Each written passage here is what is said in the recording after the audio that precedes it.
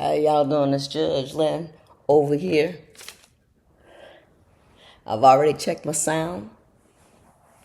Did I clean off the screen? Yeah, I think the screen is clean.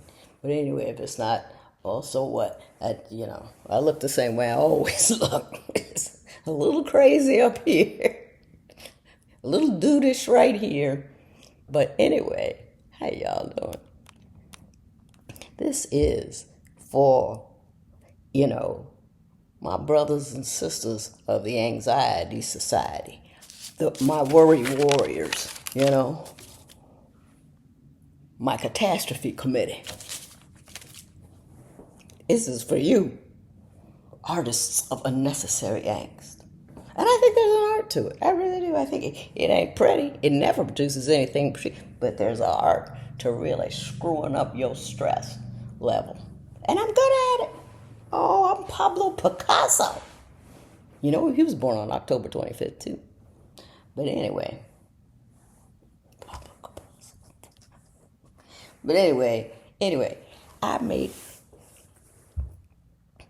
I had a problem yesterday. I thought I had a problem yesterday, but I didn't have a problem yesterday.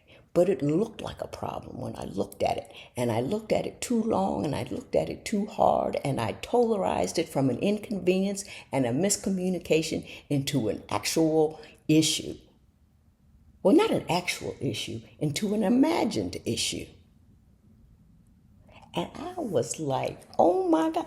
Now, part of the problem was, here's the first thing I didn't do. The first thing I didn't do was test my belief about the catastrophe that was about to occur. Because when you tolerize a problem, it becomes a catastrophe. But I didn't test my core belief. I didn't. I need to see something on a piece of paper, and I got to look at it and say, well, how likely is this or how likely is that? I didn't put it to the test. And you know why I didn't put it to the test? This is the second mistake I made. I didn't put it to the test because it seemed similar to a problem I had had before that didn't turn into a legit issue. A legit issue that you wouldn't have to be a member of the Anxiety Society to understand. So I didn't check my core belief, and then I extrapolate. We all do that. I've seen something similar, so I'm going to do exactly the same thing. Didn't take the time to see what was different about this problem than the last time. Didn't do it. Third mistake, called the wrong person. I called the person who she ain't in the society with us, but she's hanging out close at the front door. And I can see that, I can see that, I can see that. And she saw so much, I got a headache. So after I got off the phone with her, I just sat around the house. I couldn't clean. I tried to work on my house. Couldn't do it. Was actively rotating around and around the problem. I thought, and it just grew and it grew and it grew and it grew until I called the right person, which was my sister-in-law. My sister-in-law does not try to solve my problems. My sister-in-law makes me feel silly, and she laughs at me. And she can always make me laugh. It's like Eric Light. I could be in there with my foot caught in a bear trap. Call her up, and she said, "Well, what you doing in the woods in the first place? Black people aren't supposed to be running around the woods. What's wrong with you?" Well, that's good enough for that kind of person.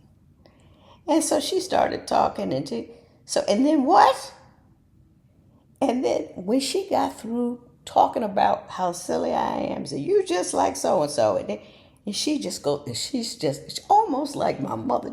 And then remember that time you were worried about such and such, and that didn't happen. And remember that time you spend much time. You need to get out of the house. Where are you going? You're not sitting up there sewing and blip blip blip blip blip blip blip. I felt so stupid by the time she got through with me. It was wonderful. I love feeling stupid about stuff like that. That's what Mumford used to do. That's what Mumford used to do. I used to have to, you know, all my life I thought everything was a catastrophe, and then I was trying to figure out bit by bit. After you test your core beliefs, you have to examine, similar examples, and you got to call the right person. Or at least that's what I do, and then or else you have to start a worry book, which I had done, which I was starting because I thought, because once I got started on that, I started worrying about everything. I mean everything. Everything. So I knew I was, as Mumford and I called, on one. And I would go in, tell Mumford about a problem. I couldn't get it all the way out of my mouth before he was telling me, these are all the reasons that ain't gonna happen. Or, better yet, he just laughed at me. And I loved it when he laughed at me, because that meant it was truly stupid. And I never told him that I loved it when I laughed at him, because I wanted him to, I wanted the laugh to be genuine.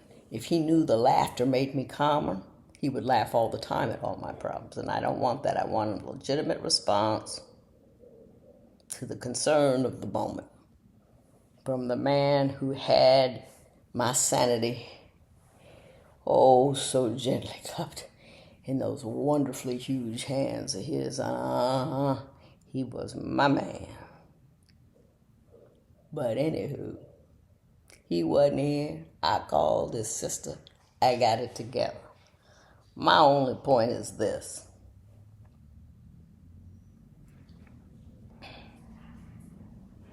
For me and my worried people, because I got nothing done yesterday, and I'm mad at myself about it.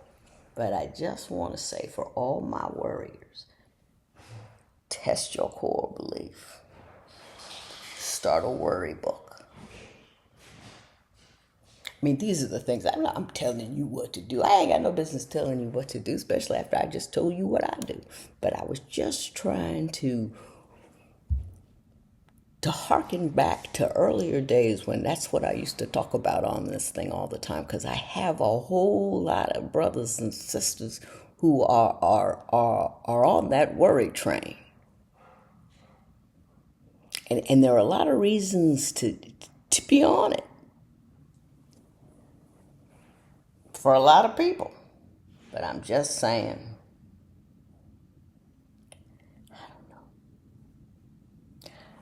I'm reminding me to live. Because I missed yesterday, completely wasted it. 24-hour gift just thrown into the trash. Because some simple chick at grades at Candace couldn't get her act together. And I'm mad at her about it. Sometimes I get so mad about it, I get another headache.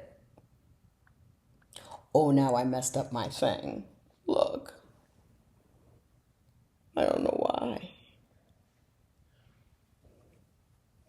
I'm not going to worry about it, though. No worrying. It's counterproductive. Stop.